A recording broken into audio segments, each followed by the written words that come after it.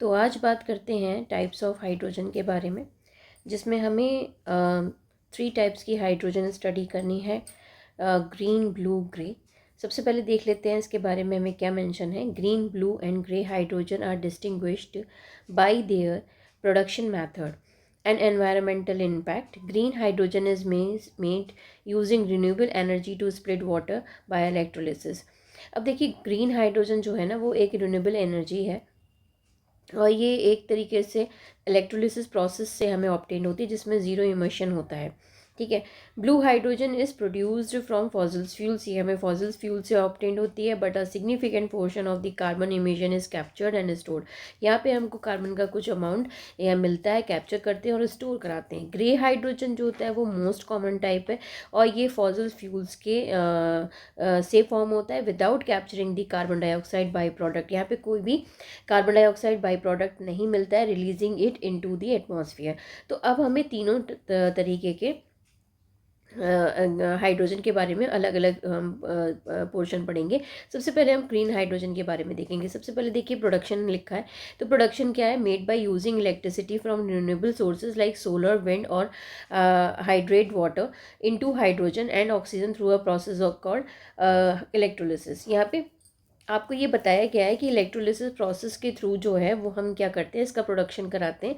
एक तरीके से इलेक्ट्रोलिसिस जो प्रोसेस कराते हैं तो उसमें हाइड्रोजन और वाटर जो है अपने मतलब वाटर जो है वो अपने आप को स्प्लिट करता है हाइड्रोजन और ऑक्सीजन में।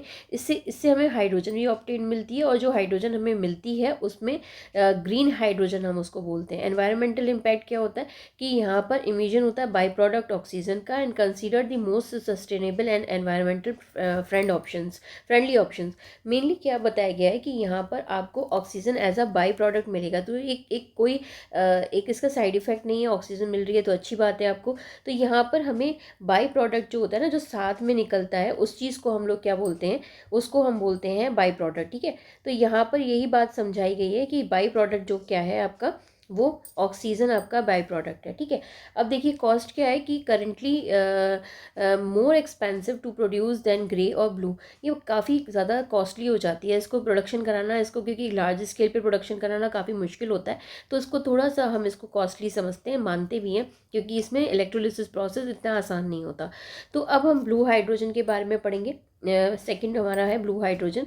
ब्लू हाइड्रोजन का प्रोडक्शन देखिए।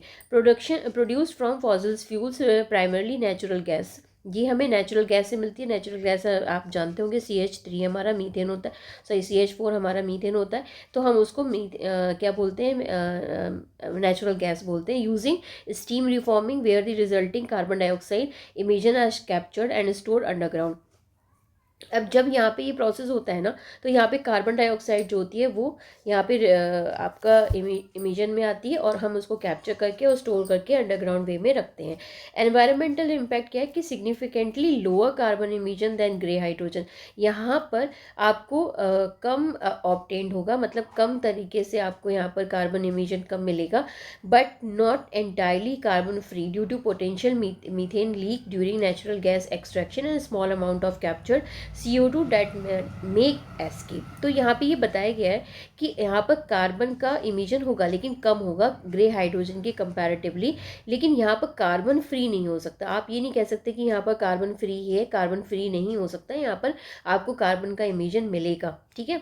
कॉस्ट क्या है? कॉस्ट आप क्या देख रहे हैं कि ये एक पोटेंशियल स्टेपिंग स्टोन है from grey to green hydrogen. अगर आप कहें कि अगर हम इसको आगे फर्दर फ्यूचर में देख सकते हैं, हाँ बिल्कुल देख सकते हैं, कोई प्रॉब्लम नहीं आने वाली। लेकिन एक तरीके से ये हमारा स्टेपिंग स्टोन माना जाएगा कि किसका, ग्रीन हाइड्रोजन का, ग्रे हाइड्रोजन के लिए।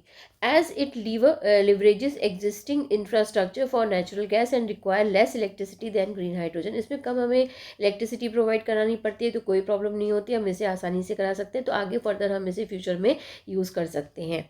दूसरी बात ग्रे हाइड्रोजन की क्या है कि ग्रे हाइड्रोजन जो है हमारा, वो प्रोडक्शन कैसे कराया जा रहा है, वो प्रोडक्शन कराया जा रहा है फॉसिल्स फ्यूल्स के थ्रू। तो मोस्ट कॉमनली नेचुरल गैस है, यहाँ पे मीथेन आपकी CH4 होगी, थ्रू स्टीम मीथेन रिफॉर्मिंग और बाय गैसीफाइंग कोल। कोल के गैसिफिकेशन से भी आप इसको ऑब्टेन करा सकते हैं। एनवायरमेंटल इम्पैक्ट क्या है, ये कार्बन डाइऑक्साइड बाई प्रोडक्ट यहाँ पे निकलेगा directly into the atmosphere, making it a high emission process. यहाँ पे काफ़ी ज़्यादा अमाउंट में इस चीज़ का एक तरीके से प्रोसेस मतलब इसका अमाउंट बाहर आता है।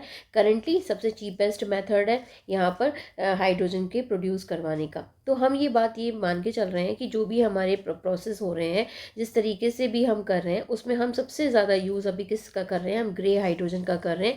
हम यहाँ पर ब्लू हाइड्रोजन का और सबसे कम ग्रीन हाइड्रोजन का यूज़ करते हैं, क्योंकि ग्रीन हाइड्रोजन काफ़ी एक्सपेंसिव होती है, क्योंकि प्रोसेस किसके थ्रू होता है, इलेक्ट्रोलिसिस के थ्रू, जिसकी ऑब्टेन करना काफ़ी मुश्किल होता है।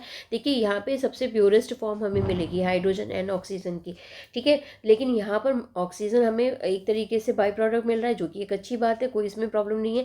हाइड्रोजन हमें प्योर फॉर्म में मिल रही है, लेकिन ये थोड़ा कॉस्टली है as comparatively to the other one. That means कि यहाँ पर हम अगर बात करें ग्रे और ग्रीन के ग्रे और ब्लू के बारे में, तो उससे थोड़ा सा कंपैरेटिवली ये थोड़ी कॉस्टली होती है। तो इन तीनों को आप स्टडी करके देखिएगा, समझिएगा।